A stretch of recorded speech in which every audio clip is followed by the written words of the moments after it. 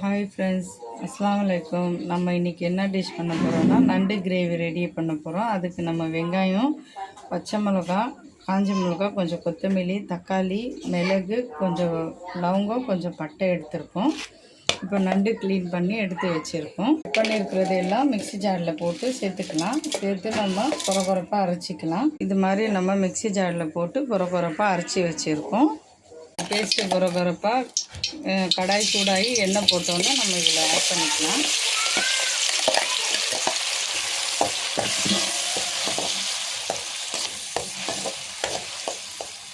உப்பு ஆட் பண்ணிக்கலாம். மஞ்சள்தூள் ஒரு ஸ்பூன் ஆட் பண்ணிக்கலாம். இஞ்சி பூண்டு பேஸ்ட் ஆட் பண்ணிக்கலாம். நண்டு சேர்த்துக்கலாம்.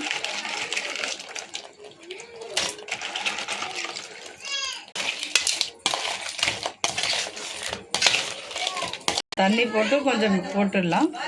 தண்ணி போட்டு இந்த மாதிரி நல்லா தட்டு போட்டு மூடி வைக்கலாம். நல்லா வெந்துட்டு தண்ணி சுண்டணும். கிரேவி பதத்துக்கு வர வரைக்கும் நம்ம பிளேட் போட்டு மூடி வச்சிடலாம். தட்டு ஓப்பன் பண்ணி நல்லா கிரேவி மாதிரி சுண்டி இருக்கான்னு பார்க்கலாம்.